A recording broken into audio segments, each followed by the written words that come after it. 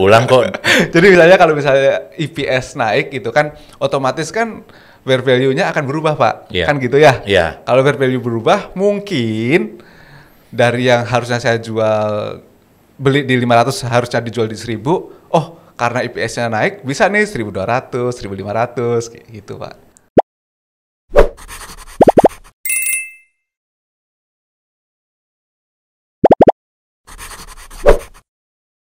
Halo Sobat Kisi, ketemu lagi di acara Kisi Talk, bincang-bincang tentang pasar modal, investasi, saham. Ya reksadana bolehlah, sekali-sekali nanti kita akan bikin episode khusus untuk reksadana. Tapi hari ini kita mungkin akan fokus lebih banyak kepada investasi saham dan tamu hari ini rada-rada istimewa, beda. Biasanya kalau orang bicara mengenai investasi, saham, keuangan, rapi, pakai dasi. Tapi yang hari ini sedikit beda, Andika Descartes. Namanya aja udah sedikit beda. Kalau yang rajin baca buku pasti udah tahu. Andika Descartes, penulis, dan masih banyak gelar-gelar lain. Tapi saya rasa lebih baik Andika memperkenalkan diri aja deh, daripada nanti ada yang ketinggalan gitu. Silakan Andika Descartes. Halo Pak Nik. Siap. Makasih ya. Makasih sama Kisi yang sudah Makasih mengundang Sobat kita. Kisi. Oke. Oke semuanya, Sobat Kisi semua, perkenalkan saya Andika Descartes. Kadang-kadang nulis, ngeluarin beberapa buku, biar nggak jauh-jauh amat dengan prestasi dari Pak Niki. Sekarang saya lebih ke ini sih Pak, lebih ke investasi sih ya, sebagai investor ya. Yeah. Mau itu public company atau private company gitu Pak. Jadi sudah mulai jarang menulis buku lagi yang panjang kali lebar gitu. Paling sharing ke teman-teman via Instagram, media sosial aja sih gitu. Iya, bisnis lebih menghasilkan uang daripada nulis buku. Well, kalau jujur susah sih ya. Seperti itu ya. Ya. Oke, kalau bicara tadi investasi dan lain-lain, ini kan topiknya pasti investasi lah. Iya. Tadi sudah mulai berinvestasi baik di public company maupun di private. Ya. Seperti itu. Mulai menjadi investor tuh kita mulai gali itu dulu deh awalnya. Sejak kapan sih, Dik? Ini sebenarnya yang harusnya tanya saya. Oh. Karena Pak Dik itu yang puluhan tahun gitu kan. Sebenarnya saya masih baru banget. Jadi saya baru masuk ke saham itu sekitar 2008, 2009 Pak. Sekitar 10 tahun ya berarti ya. 10 tahun lebih sedikit gitu. Oke. Pas krisis-krisis yang 2008 ya, itu? Ya, Oke. Masuk reksadana lebih duluan malah. Karena pas era itu saya beli saham itu kan mahal sekali Pak. Oke. Sekitar 25. Setoran awal. Kalau sekarang 100.000 bisa. 100.000 di Kisi, 100.000 juga bisa. Ya. Setoran awal. Wow. Oh bisa. Ini teman-teman pada ngangguk. Oke. Ya. Jadi kan dulu kan susah Pak. Terus beli saham bukan pas turunnya, tapi sudah pas mulai gerak naik tuh Pak. Oh. Ya kan, kalau ingat, tapi nggak ikut saham yang sejuta umat itu enggak gitu kan. Bapak tahu lah. Nggak boleh nyebut merek. Nggak boleh kita. nyebut tahu. Oke. Nah. Terus udah mulai masuk, happy gitu kan. Cuman karena saya masih baru banget pas era itu dan susah banget belajar kan Pak. Iya. Nggak kayak sekarang yang medianya banyak sekali untuk belajar saham. Zaman dulu harus benar-benar nyari sendiri gitu kan. Pas mulai profit, saya kira saham itu mudah sekali gitu. Saya kira ya. Ternyata Pak, cuma dikasih profit berapa bulan. Oke. Habis itu ambruk duit saya gitu sih. Ceritanya sedih banget. Sedih. Itu 2008, 2009. Di era-era itulah. Apa yang salah dengan keambrukan itu sih? Oke. Karena saya terlalu naif Pak. Gitu.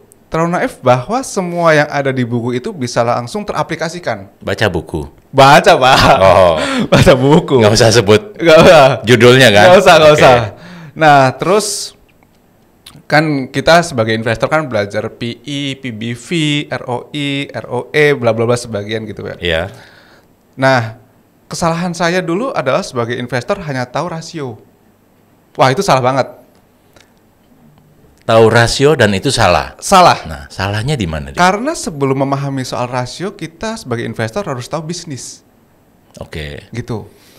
Jadi percuma kita beli, saya ya Pak ya, Iya. percuma saya beli saham dengan PI 5, PI 6, kalau bisnisnya ternyata stagnan dan nggak make money yang bagus gitu, orang juga nggak akan beli. Ya. Jadi istilahnya walaupun harga sahamnya murah, tapi kalau perusahaan itu tidak menghasilkan, Nggak akan gerak. nggak akan Nggak gerak. akan gerak dari sisi saham maupun dari sisi bisnis usaha. Oke. Gitu. Nah, itu benar-benar membuat saya belajar gitu Pak. Tapi pembelajaran ini nggak cepat gitu ya. Maksudnya kayak, oh langsung sadar gitu nggak. Butuh waktu berapa tahun buat ngerti. Berapa ternyata tahun tuh dari mulai 2008, 2009 Mungkin- sampai akhirnya insaf Mungkin 4-5 tahun Pak. 4-5 tahun. Iya. Oke. Pas itu kan Jadi nyobain. teman-teman Sobat Kisi yang baru 2 tahun masih punya 3 tahun untuk insaf gitu ya. Ya, Enggak, tapi gitu. kita bisa belajar. Nanti baca bukunya aja. Ya. Paling enggak Iya. bisa memperpendek masa insaf itu nggak perlu 5 tahun, tapi 2 tahun cukup lah. Cukup harusnya Pak, Cukup ya? mestinya ya. Zaman Belajar sekarang dari tepat. kesalahan orang. Itu kan kata orang bijak seperti itu. Oke, setelah 4 tahun, 5 tahun, dan sebenarnya kuncinya di mana, Dik? Kunci untuk sukses itu di mana? Kalau dibilang sukses belum Pak ya, tapi lebih baik lah Oke, daripada lebih baik lah. investasi sebelumnya. Lebih ke ini sih Pak, lebih ke mendengar. Kalau saya lebih ke mendengar, lebih ke memahami situasi yang ada gitu ya. Kayak misalnya, saya diuntungkan dengan saya belajar bisnis Pak. Ya, saya belajar bisnis itu, jadi udah mulai memahami, oh bisnis pulp and paper itu kayak gini. Oh bisnis perbankan itu yang harus dilihat nggak hanya berapa simpanan DPK-nya Oke. kayak gitu kan Pak. Jadi memahami bagaimana perusahaan itu makes money. Hmm. Nah itu buat saya yang sekarang jauh lebih penting. Jadi kalau sekarang kan noise-nya banyak sekali Pak. Misalnya tahun 2020 banyak yang bilang bahwa oke lah next time kita harus ESG, harus green energy, dan coal bakal mati. Misalnya kayak gitu kan. Saya ingat banget itu Pak. Ya, Orang pada fear semua di coal, ya kan. ya. Kemudian saya buka data Pak, data dari apa namanya World yang tentang coal-coalan gitulah ya, tentang Energi, gitu komoditas ya. itu ya. Komoditas dan Oke. energi saya baca gitu kan. Hal yang menarik adalah komoditas pertama yang masih digunakan dunia adalah oil. Itu hampir 20-30%. Oke. Komoditas kedua adalah coal, itu sekitar 20-30% juga. Batu bara. Batu bara. 20 sampai 30%. Iya kan? Ya. Terus ESG Pak, nggak sampai 5%. Nggak sampai 1% bahkan, seingat saya pas itu. Iya. Jadi saya mikir kan, kalau misalnya orang takut, orang buang barang di situ, sementara penggunaannya itu masih tinggi gitu kan, something wrong with this news gitu. Iya. Ada sesuatu yang salah dengan ini. Makanya saya ambil posisi pas di tahun itu, oke lah kita heavy di coal pas era itu. Nah, dan ternyata works gitu kan. Itu yang membuat saya belajar dari pengalaman sebelumnya. Tahun 2013 saya ingat Pak, pas itu semua orang bilang gini, orang pada happy dengan properti. Kalau ingat orang Oke. properti, wah properti lagi bagus-bagus banget nih 2012-2013. Ya. Itu adalah era di mana saya mengalami kebodohan juga Pak. Itu kan masih fase belajar ya. Orang bilang properti bagus, saya masuk ke properti Pak. Oke. Nggak sampai setahun juga amblas gitu kan. Jadi sampai sekarang saya berusaha ketika menganalisis saham Pak ya, news di luar sana itu bukan sebagai patokan kita buy or sell. Hanya cukup tahu saja, hanya cukup ngecek saja gitu. Kalau nggak sesuai dengan insting atau prinsip kita, ya saya akan mengikuti insting atau prinsip saya gitu sih. Oke. Jadi yang penting tadi pertama balik lagi ke bisnisnya sendiri. Iya. Kita harus paling tidak kita memahami lah ya. Betul. Kalau memulai bisnis itu kan nggak perlu juga memulai bisnis Iya, yang sama enggak. misalnya. Oke, kita jadi Memahami. pemegang saham aja. Iya. Tapi ya memang logika yang paling sederhana ya kalau kita mau jadi pemegang saham ya kita harus ngerti bisnisnya kan. Betul, Iya betul. kan? Kita bicara konteks investor, Iya. bukan pedagang Iya. kan. Artinya Betul. memang kita harus ngerti bisnisnya, tadi Betul. sudah ditekankan sama Andika seperti itu. Dan yang kedua baru mulai masuk ke mungkin rasio dan lain-lain. Setelah kita ngerti bisnisnya. Ya, karena kalau misalnya saya nggak ngerti bisnisnya, saya nggak akan berani taruh 70% aset saya ke saham, 80% aset saya ke saham gitu kan. Goyang dikit udah cabut. Ya kapan saya dapat duit kalau cabut keluar masuk gitu. Misalnya gitu kan Pak ya. Betul. Oke, kemudian tadi setelah berapa? 4 tahun, 5 tahun? 4 tahun, 5 tahun lah ya. Iya. Suffer gitu. Suffer seperti itu dan akhirnya mulai berinvestasi dengan cara yang lebih baik, lebih benar, dan mulai melihat perkembangan daripada masing-masing sektor bisnis. Tadi menyebut soal batu bara, coal di awal 2020 seperti itu atau sebelum itu, dan ternyata 2022 ini batu bara lumayan. Sopan banget ngomongnya lumayan. Ini all time high melulu nih batu bara nih. Portofolio masih ada, nggak usah sebut merek. Mungkin minggu depan saya sell.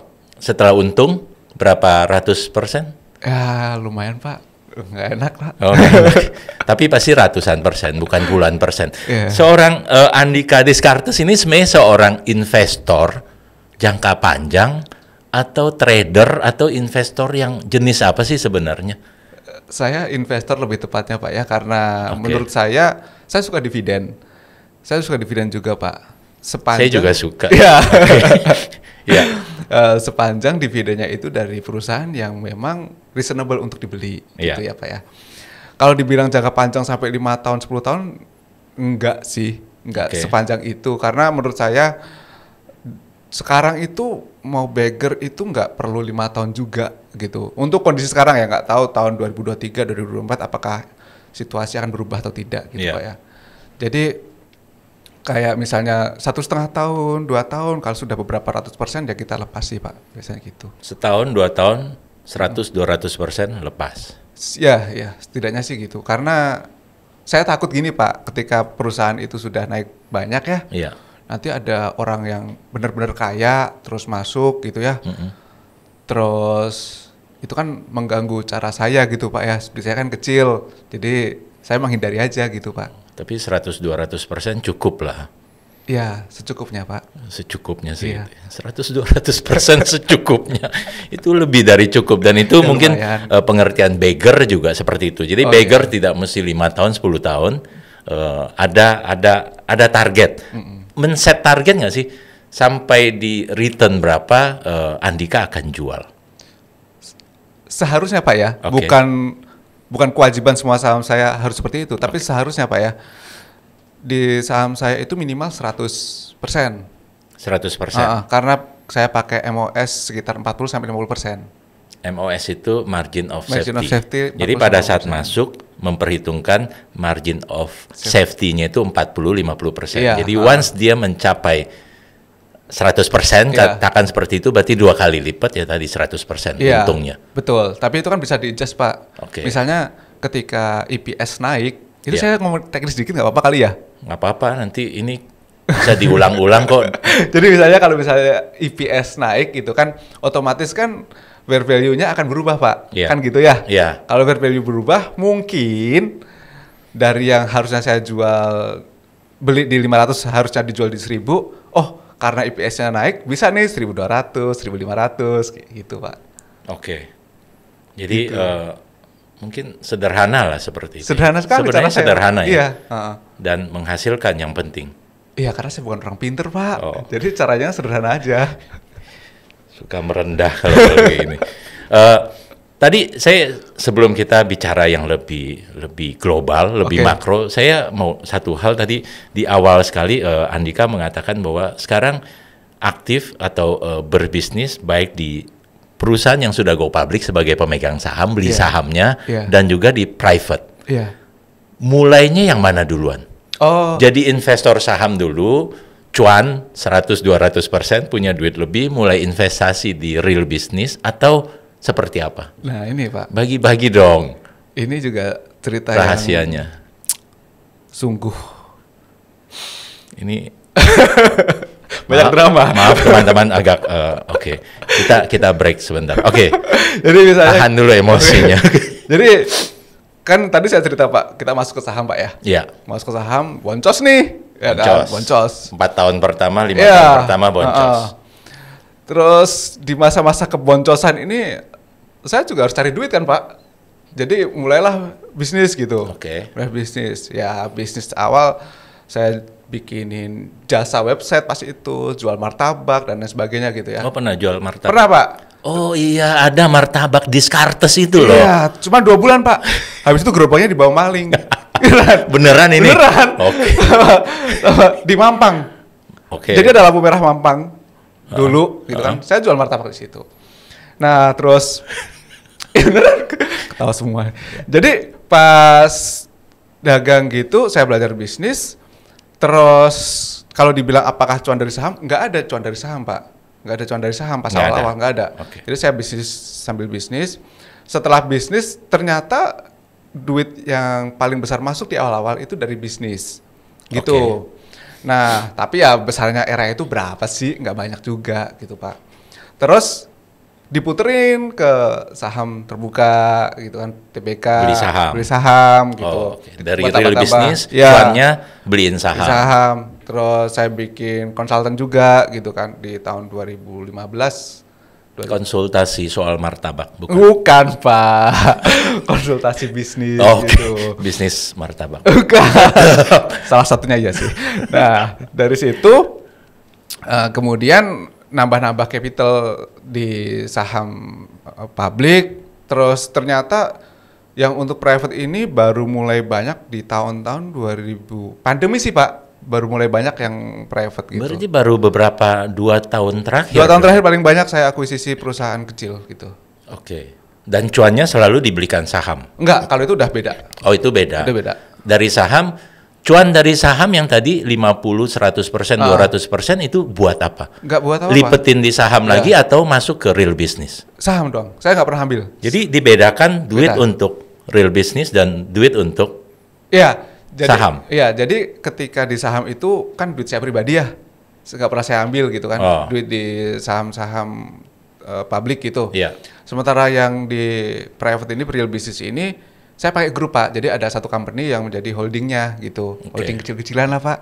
Ya jadi, tetap aja holding lah. Ya gitu. Jadi rencana go public holding? Enggak. Oh, Malu Pak. Belum. Terus jadi mereka ini yang kita deploy cash buat akuisisi usaha-usaha kecil gitu Pak. Oke. Sambil bantu-bantu mereka. Itu di 2020 ke sini. 2020 ke sini. Berarti sebelum-sebelumnya pada saat real business itu menghasilkan cuannya itu diberikan saham. Iya, seperti itu. Makanya sahamnya ternyata untung 100%, 200%, makanya jadi kebetulan, Pak. Iya, kebetulan ya. Iya. Humble banget, malu banget bilang kebetulan seperti itu. Soalnya nggak enak sama yang di media banyak sekali itu, Pak. Oke, rasanya bagus untuk sharingnya, sudah ngasih kita insight seperti itu. Jadi kalau ada, ya kalau duitnya banyak kayak Andika sih, jadi bisa pisah-pisah. Tapi tadi kan starting point-nya tetap dari sana ya. Artinya saham ada dana sendiri, kemudian dari real business atau kita kerja sekalipun. Kalau saya karyawan seperti itu. Saya juga Pak dulu. Misalnya, ya udah tadi kan dari gaji kita sisihkan, masukkan ke saham. Betul. Seperti itu ya. Iya. Oke, jadi nabung lah. Nabung dari simpanan untuk gaji di dalam bentuk saham. Iya. Seperti itu. Tapi saya nggak tiap bulan Pak. Jadi misalnya masuk ke RDN atau nggak digunakan langsung tulis saham gitu, kumpulin aja dulu sampai nunggu ini ada barang bagus gitu. Jadi nggak mesti langsung bawaannya gatel mau belanja aja, apapun ditubruk enggak. Tetap tadi kembali ke analisa tadi, analisis. Gitu. Karena yang membuat kita kaya kan sebetulnya kesabaran Pak ya. Asik. Coba lanjut gimana? Dengerin. Yang membuat kita kaya adalah kesabaran Pak. Kalau miskin tetap sabar, ya miskin terus juga dong. Wah itu salah persepsi menurut saya. Oke, lanjut dulu gimana? Apa tuh statement yang tadi gimana? Karena gini Pak ya, kalau saya lihat sekarang Pak ya, orang itu sangat buru-buru ya.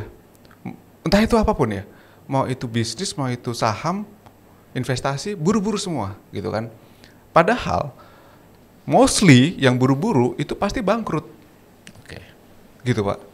Sementara yang sabar dan tenang itu yang akan keluar jadi pemenang.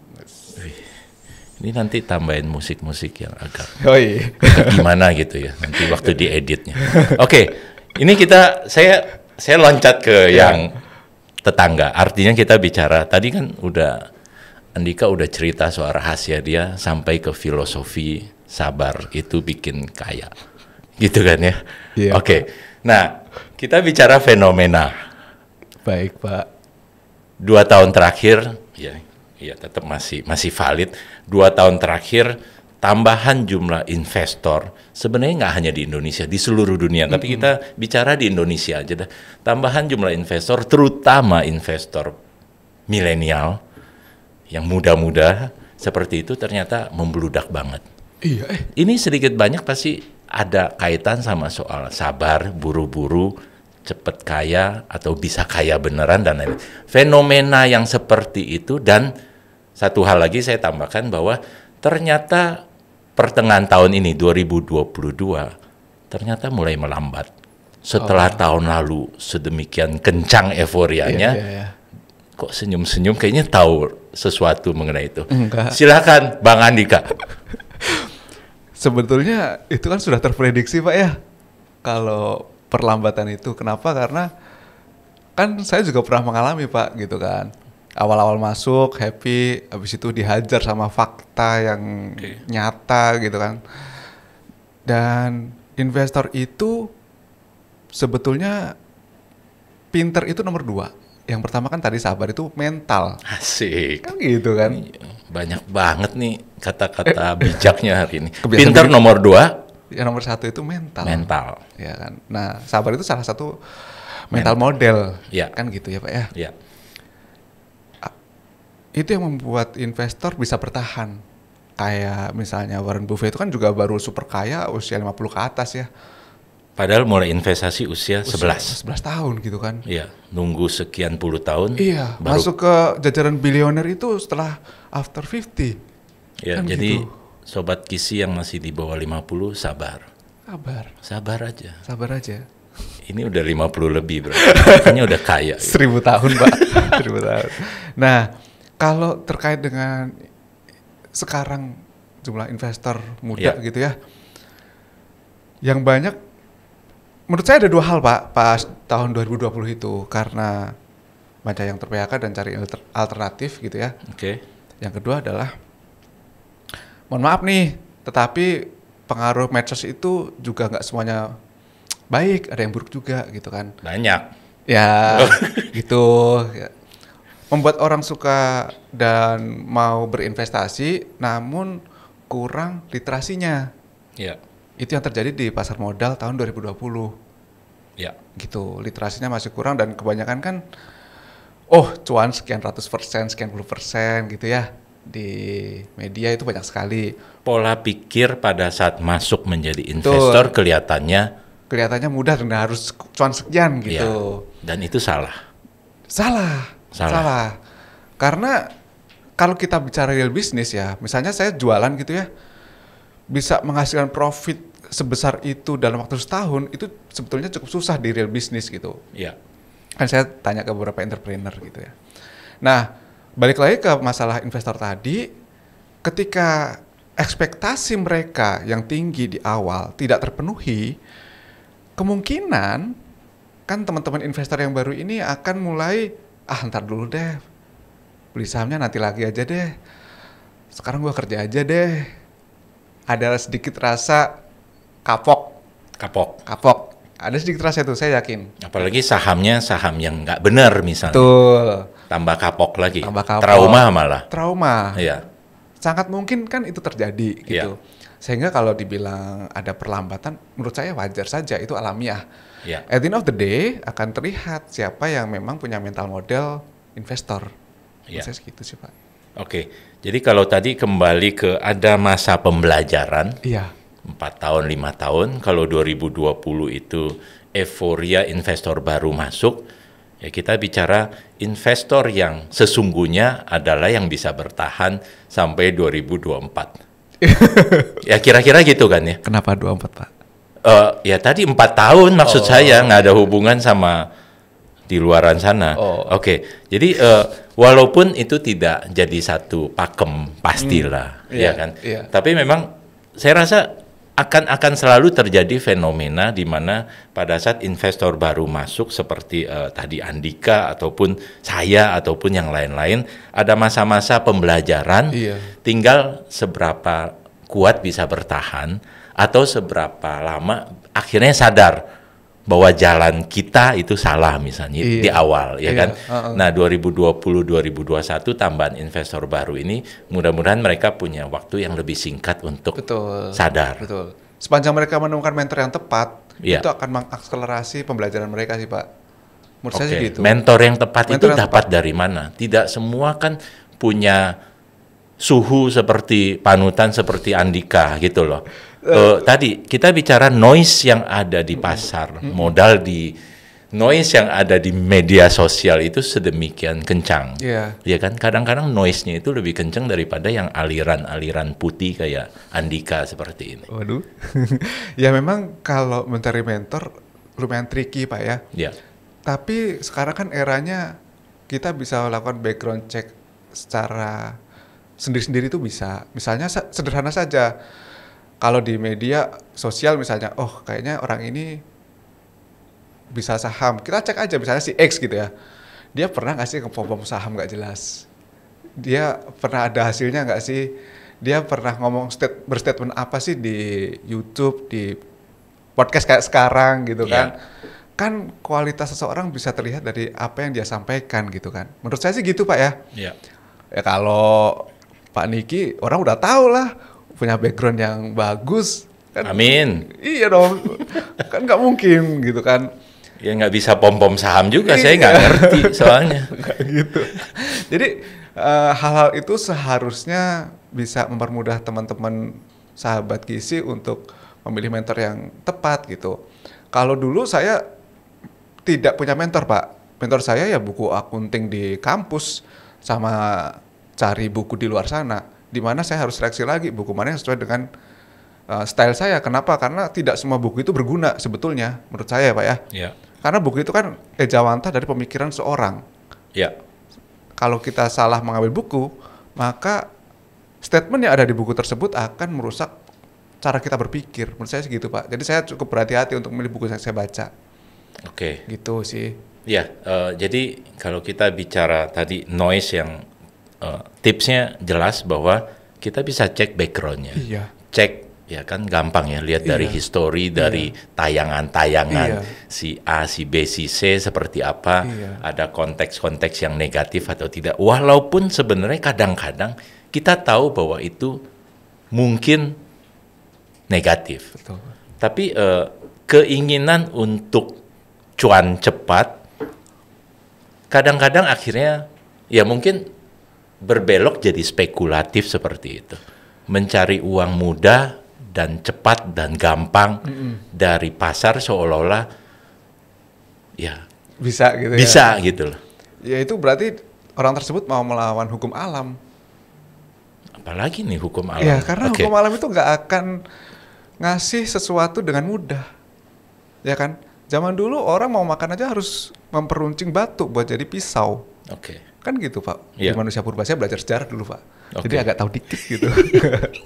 Iya kan. Ya gimana caranya orang baru belajar terus mau cuan puluhan ratusan persen dalam waktu berapa bulan? Nggak semudah itu sih. Saya belum pernah ngeliat orang yang langsung bisa gitu, belum pernah. Dan kalaupun bisa, berapa sih uang yang berani mereka betting? Apakah lebih dari 50% aset mereka? I don't think so. Paling cuma 1%, 5%. Terus habis itu ditampilkan. Nah itu kan nggak pas ya. Jadi kunci utama tetap di masalah mental. Mental modelnya. Mental model. Pemikiran yang benar dan lain-lain pada saat pertama masuk di pasar. Menjadi seorang investor. Tujuannya apa sih? Sebenarnya seorang Andika pada saat pertama mulai berinvestasi tujuannya apa? Dulu karena keren Pak. Keren.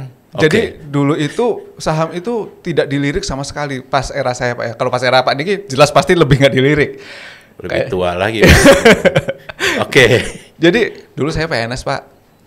PNS. Di Kementerian Keuangan. Ya. banyak juga ya karirnya ya, PNS, jual martabak, Ya. konsultan dan lain-lain. Karena ingin kaya gitu. Oke. Ingin kaya. Jadi saya ngelihat, saya suka baca manga Pak. Oke. Saya terinspirasi salah satu manga yang bilang soal saham. Di manga ada Ada. bahas saham juga ya? Ada. Oh, saya baru Ada. tahu ini. Ada. Nah, terus pas era kuliah saya tuh langganan majalah investasi juga. Saya ajakin teman-teman kuliah, mau atau enggak ada yang mau sama sekali. Di tempat kerja juga nggak ada yang mau sama sekali. Ya. Jadi motivasi awal pas era itu adalah, ini kok nggak ada yang suka ya. Padahal ketika saya ngelihat manga itu, terus ngelihat pekerjaannya, kok kayaknya keren gitu. Jadi sebatas itu, iya. Bahkan saya sempat pakai duit pinjaman Pak di era itu, dan itu sangat salah sekali. Untuk supaya keren itu ya? Supaya keren gitu kan, buat beli saham gitu, kayaknya keren punya saham gitu. Iya. Yang ternyata nggak keren-keren amat setelah saya lalui. Ya investor is just an investor gitu kan, cuman masalah asset allocation doang gitu kan. Mau cuan berapa persen pun ya gitu-gitu doang, sebetulnya nggak ada impact yang luar biasa banget. Setelah tahapan keren, Biasa. oke. Kemudian apa yang akhirnya merubah mindset keren itu berikutnya apa setelah? Saya karena masuk ke dunia bisnis, ketika berinvestasi, mau nggak mau kan saya baca annual report itu banyak sekali Pak. Iya. Multisektor ya. Mau itu sektor kaca, gudang, susu, dan macam-macam. Ternyata itu sangat membuka pikiran saya Pak. Oh ternyata kalau bisnis susu itu kayak gini. Oh ternyata kalau bisnis coal itu kayak gini. Bisnis oil itu kayak gini. Harus tahu kadarnya dan lain sebagainya. Saya jadi belajar sedikit soal kimia, kedokteran gitu Pak. Ya it's fun sih, buat saya itu fun. Dan tentu keinginan profit itu udah pastilah. Kalau pengen kayanya itu udah pasti. Jadi setelah keren ya pengen kaya. Ya itu udah pasti Pak. Iya kan, pastilah ya. Semua Pasti. juga seperti itu. Iya, Tapi dengan cara yang benar, Dengan di cara jalan yang benar, ya. Dan asik Pak. dan asik. Dan Nah asik. itu dia poinnya. Jadi investor itu asik. Asik Pak, asik. Kalau nggak asik nggak akan saya laluin Pak. Oh, Ya. iya iya. Oke, prosesnya berjalan. Kalau kita bicara tadi ya konteks seorang Andika memulai dengan menjadi investor dengan mindset seperti itu dan yang sekarang sebenarnya ada beda nggak sih investor zaman dulu dan investor yang baru-baru ini tercipta? Pola pikirnya tadi mungkin dengan segala noise yang ada dan lain-lain, mungkin ada karakter yang berbeda. Oh karakternya udah jelas Pak ya. Mungkin karena waktu yang shaping mereka ya. Kalau angkatan, ya Bapak pasti tahu lah. Kalau angkatan saya, apalagi angkatan Bapak, Singgung ya gimana? Oke lah. Kita selisih 50 tahun Pak soalnya. Iya, iya. Jadi kalau angkatan, tapi konteksnya angkatan saya aja Pak ya. Iyalah, jangan contoh yang saya. Angkatan saya itu udah pasti, yang masih main saham di sekarang ya, they don't care about noise anymore. Oh iya. Jadi dia nggak peduli dengan Nggak noise. peduli lagi. Kita kalau ngobrol, paling si berita ini juga ngomongin ini biar aja. Nggak ada efek sama sekali Pak. Nggak ada efek sama sekali. Mau itu investor, mau itu trader, mau itu scalper, ketika kita ngobrol dan ada sebuah berita kata nggak ada efeknya sama Apa sekali. yang membuat mereka tidak terganggu dengan itu? Pun tadi investor kayak trader atau scalper sekalipun. Karena mereka punya prinsipnya masing-masing. Oke. Gitu kan. Bukan ikut-ikutan. Bukan ikut-ikutan. Orang yang ikut-ikutan pasti boncos di pasar saham. Itu udah pasti. Udah pasti. Udah pasti Pak. Ya. Kalau mau make money, ya mesti punya prinsipnya dulu gitu. Ini kelihatan philosophical, padahal itu yang paling penting menurut saya. Ya. Technical, maksud saya teknis menganalisis, it's easy, Ya. very very easy, karena toolsnya ada, datanya ada, gitu kan. Tapi bagaimana cara kita ngejagain itu yang prinsipalnya. Nah, Apapun karirnya mau jadi investor, mau jadi trader, scalper sekalipun, lakukan dengan cara sendiri. Iya, sesuai dengan prinsip mereka masing-masing. Prinsip gitu, masing-masing, analisis sendiri dan lain-lain. Bukan karena noise. Bukan. Nah, kalau yang sekarang itu kan menurut saya sangat mudah disikat noise, Pak. Iya. Ya kan? Sangat mudah disikat berita-berita fear atau euforia. Sangat mudah sekali. Pom-poman. Pom-poman sangat mudah sekali. Iya. Gitu sih, yang menurut saya sangat berbeda sih. Jadi kalaupun seorang investor baru, investor muda seperti itu, ada saran nggak bahwa saya masuk ke pasar investor baru, sebaiknya saya pilih jalur yang mana sih? Oh, ya kalau misalnya orang tanya ke saya, jalur saya gitu kan, jalur investor gitu kan. Jalur investor, kenapa? Kenapa nggak saya langsung aja jadi trader atau scalper? Semuanya sama ya kondisinya, tapi jalurnya. Oke, karena Ada saran sebaiknya bagaimana nggak? Karena kalau buat saya Pak ya, saya itu kan dalam proses menjadi investor ini kan melewati 3 hal itu juga gitu kan. Pernah jadi scalper? Pernah jadi Pernah scalper. jadi trader? Pernah jadi trader gitu Oke. kan. Muaranya di investor. Muaranya di investor. Setelah saya coba ketiga itu, ternyata saya nggak sepintar itu menjadi scalper dan trader gitu. Saya lebih masuk menjadi investornya karena saya do bisnis di mana korelasinya tinggi Oke. gitu. Filosofinya tadi clear di awal disampaikan sama Andika. Iya. Ya memang masuk ke bisnis. Iya, iya. Gitu. Jadi karena saya suka dengan merelatekan dengan bisnis, itulah jalan saya sebagai investor. Dan ketika orang mau masuk, ya you belajar bisnis, you belajar menjadi investor. Gitu Pak. Karena seharusnya Pak ya, saya perhatikan juga orang-orang yang benar-benar mix money di dunia, ya kayak Warren Buffett, Iya. atau Bill Ackman, atau Carl Icahn bahkan, ya mereka juga memilih jalan investor meskipun abu-abu juga ya, Iya. style mereka untuk Iya. di market itu. Tapi lebih cenderung, lebih berat, heavy-nya pasti di Iya, investasi. Iya, iya betul. Apalagi kalau pas baca dan menganalisis Bill Ackman ya Pak ya, dia sangat terkonsentrasi cuma di properti dan restoran bahkan kan. Oke. Sekarang cuma pegang 8 company, seingat saya Bill Ackman itu. Properti dan restoran. Restoran, ya.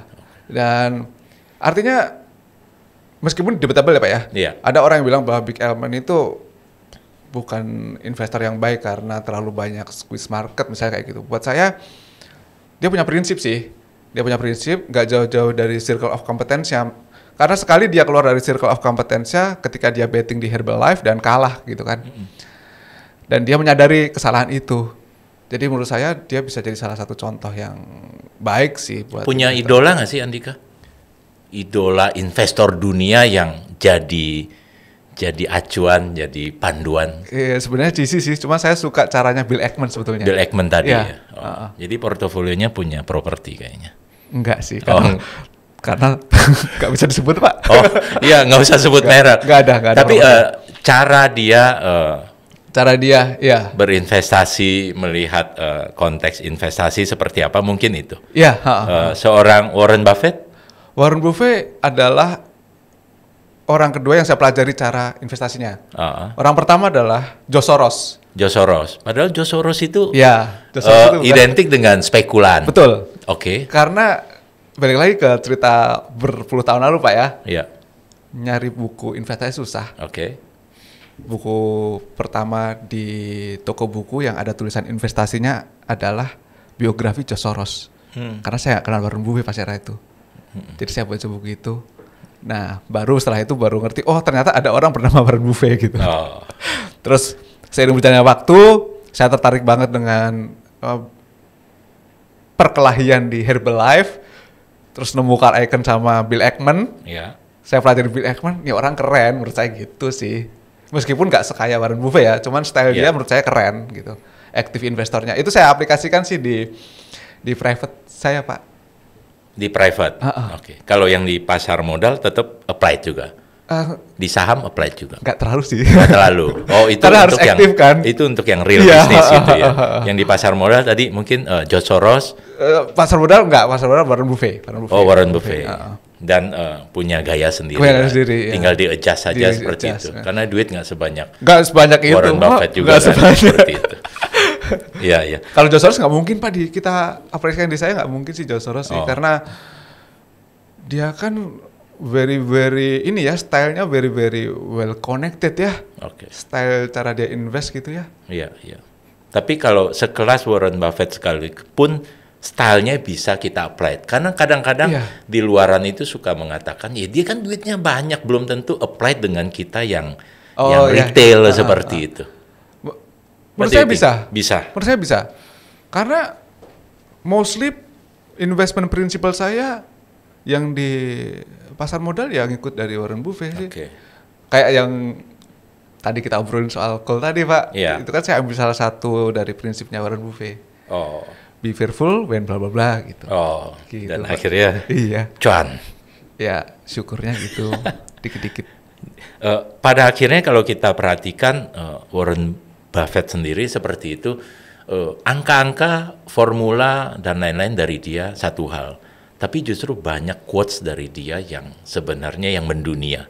Iya. Dan tadi kembali ke poin nomor satu itu sebenarnya masalah mental, Iya. masalah psikologi, Iya, masalah pola pikir. betul. Itu sebenarnya yang paling utama. Betul. Iya, Iya. seperti itu.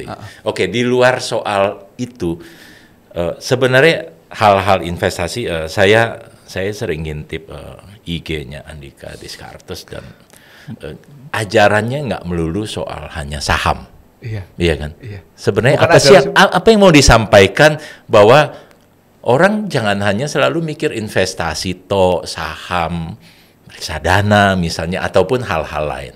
Apa sih yang mau disampaikan? Sharing sih, Pak, bukan ngajarin, Pak. Ya, Saya- oke. Jadi saya itu sering bilang ke teman-teman semua bahwa hal yang lebih penting daripada investasi buat mayoritas orang di Indonesia adalah meningkatkan earning power. Earning power. Ya, Lanjut. jadi artinya lebih mudah saya cari cuan 10% daripada cuan 100%. Itu basic principle, Pak ya. Ya. Ya kan? Bayangin gini, kalau misalnya uang yang saya investasikan untuk satu saham itu 1 miliar dibandingkan dengan 10 juta. 1 miliar dapat 10% itu lebih tinggi daripada 10 juta dapat 100%. Ya. Ya kan? Betul. So, kenapa tidak concern untuk meningkatkan capital 1 miliar? Oke. Itu yang menurut saya seharusnya menjadi campaign sebelum orang invest. Kenapa? Karena dalam perjalanan ke 1M itu variabelnya banyak. Pertama adalah pekerjaan, di mana earning power tadi. Ya. Yang kedua adalah bagaimana mereka punya habit untuk tidak neko-neko. Seperti misalnya pinjem yang nggak jelas, ya kan banyak tuh orang gagal kaya cuma gara-gara bayar bunga. Nah, kalau misalnya orang sudah memahami prinsip ini, Ya. seharusnya logically investasi mereka juga akan lebih baik gitu sih, Pak. Jadi nggak melulu soal saham. Saham itu bisa kita apply ketika earning power kita bagus di awal. Gitu sih buat saya. Sedikit banyak artinya bahwa tadi earning power bahwa ya semakin banyak investasi kita, earning powernya akan ya termasuk dari hasil investasi kan. Reinvest itu ya. Tapi poinnya bahwa kita harus menambahkan terus aset investasi kita dari penghasilan kita. Iya. Saya jual martabak kayak saya jadi Iya. konsultan kayak Iya. cuan dari sana saya bisa tambahkan seperti awal-awal karirnya Andika tadi Iya, kan. iya. Cuan dari sana saya belikan terus saham dan Iya. lain-lain sampai saham itu akhirnya bisa menghasilkan Iya. cukup yang akhirnya nanti berlipat jadi compound Iya. interest seperti Iya, itu kan. betul. Kira-kira seperti itu. Betul, Pak. Karena ada pemikiran juga bahwa dari saham seolah-olah hanya yang tadi katakan hanya uang kecilnya aja. Padahal mestinya dari saham bisa dapat uang besar. Seharusnya, Pak. Seharusnya. Iya, seharusnya gitu kan. Makanya saya nggak hanya sharing soal sahamnya, tapi lebih ke financial as a whole gitu kan. Secara keseluruhan, entah itu dari earning, pekerjaan, orang bisnis, bagaimana manage debt gitu. Kayak gitu sih, Pak. Oke. Jadi balik lagi, investasi itu hanya satu titik. Satu titik. Satu hal kecil, tapi sebenarnya hal-hal lain yang mendukung untuk itu banyak. Iya. Yang harus dipikirkan. Iya, Hidup nggak betul. cuma investasi, hidup Betul. nggak cuma trading seperti Betul, itu. betul. Tapi lengkapnya ya jadi nggak melulu hanya bicara investasi aja Iya. gitu. Kan teman Bapak juga gitu, yang super kaya itu paling duit di cash berapa? Oh, Rata-rata gitu. investor kan gitu kan? Teman saya yang mana nih? Yang gitu Pak. Ya udah lanjut. Iya, iya. Nggak enak Oke, kalau disebut tapi sama. ada satu poin tricky yang saya mau kita coba Apa nih? kita minta Andika menjelaskan atau memberikan komentar. Kadang-kadang ada pemikiran di teman-teman ya bahwa kalau uang gua masih sedikit, Iya. lebih baik gua trading. Uang gua udah banyak, Iya. baru gua investasi. Statementnya itu, what do you think? Kalau saya sih nggak terlalu setuju ya. Mohon maaf nih karena Nggak apa-apa. beda-beda gitu kan, nggak Iya, apa-apa iya. ya. Tapi banyak pemikiran seperti itu. Oh iya. Heeh. Karena waktu saya nggak banyak Pak, ya kan. Iya. Maksudnya saya merasa bahwa waktu itu adalah hal yang paling mahal ya buat saya gitu ya. Ya. Nah, kenapa saya nggak setuju? Karena balik lagi, investasi itu adalah perkara mental model, kan gitu ya. Iya. Seharusnya mental modelnya harus fokus. Jadi, saya berusaha untuk mengurangi noise-noise yang ada di luar sana. Dan cara untuk itu adalah fokus terhadap style investasi dari awal. Dalam perjalanan, kan saya tadi cerita udah mencoba gitu kan. Saya pernah mencoba tuh Pak, satu invest, satu trading dan sebagainya gitu kan. Nggak ada yang work sama sekali dengan hasil yang bagus. Oke. Pengalaman saya. Iya. Ketika saya fokus hanya khusus di invest, ternyata itu hasilnya lebih baik. Jauh lebih baik bahkan. Iya. Gitu ya. Jadi yang selalu saya sampaikan ke teman-teman adalah once you mau jadi investor, ya sudah lepaskan itu model-model berpikir yang tidak sesuai dengan investor. Gitu. Misalnya tidak mempelajari bisnis tapi based on chart gitu ya. Ya kalau misalnya you mau jadi trader ya nggak apa-apa, emang itu caranya gitu kan. Yeah. Tapi kalau you mau menjadi investor dan itu harus digabungkan, saya rasa itu tidak tepat. Oke. Karena mungkin nanti ada orang yang bisa melakukan, cuman saya belum pernah ketemu gitu. Yang saya mintain pendapat gitu kan. Saya ketemu trader hebat, ya ada gitu kan. Yeah. Saya ketemu scalper hebat, ya ada. Saya ketemu investor hebat, ya ada. Yeah. Tapi yang campur aduk saya belum pernah ketemu sampai sekarang. Kombinasi itu Belum pernah ketemu. belum ketemu ya. Ya. Dan mereka baru bisa mencetak return atau CAGR yang bagus ketika udah fokus di satu bidangnya. Oke. Di satu jalan yang mereka tempuh Yeah. gitu. Nah, jadi kalau dibilang apakah duit kecil lebih baik trading dulu, terus habis itu kalau gede ke invest, ingat ketika ada perpindahan itu udah pasti boncos lagi, udah pasti, dan bisa saja keuntungan yang dipupuk itu lenyap gitu, habis. Jadi kenapa? Karena perubahan mindset itu susah sekali. Iya. Iya. Entah itu dari investor ke trader atau trader ke investor itu bakal susah banget. Stylenya bakal ke bawah-bawah gitu. Jadi kalau mau pilih karir ya Ya. pilih dari awal dan dari awal. tentukan secara Fondasinya mau seperti apa. seperti itu. Mau jadi investor oke, jadi trader juga Ya. silakan, scalper sekalipun silakan. Tapi bukan masalah uangnya kecil atau besar. Bukan. Tapi masalah mindset. Iya. Mau uang kecil mau jadi scalper boleh, tapi mau uang kecil jadi investor juga boleh. Iya. Iya kan? Iya. Sebaliknya yang punya uang banyak juga banyak yang jadi scalper. Banyak. Kalau dia berpikir, gue jadi investor aja deh karena uangnya udah banyak, puluhan miliar, kan tidak juga. Pada akhirnya masalah pilihan saja, masalah modal, masalah uang itu akan mengikuti pilihan kita. Betul. Bukannya uang yang mengendalikan kita mau jadi apa, kira-kira gitu ya? Iya. Buat saya sih gitu Pak ya. Iya. Karena saya mengharapkan semakin nanti asumsi saya Pak ya. Asumsi saya kan setiap tahun saya lebih kaya ya asumsinya. Dan harapannya lah. Harapannya juga gitu. Iya, kan? iya. Dengan asumsi dan harapan seperti itu, maka yang paling possible dengan nominal saya ya as investor. Karena nggak mungkin, kalau buat saya nggak mungkin untuk setiap hari harus tektokan gitu, masih belum memungkinkan gitu sih. Oke. At the end pada akhirnya semua kembali ke kita, kembali ke tujuan kita pada saat membuka rekening saham, ya kan? Mau jadi yang manapun, baik-baik saja selama pertama pola pikirnya sudah betul.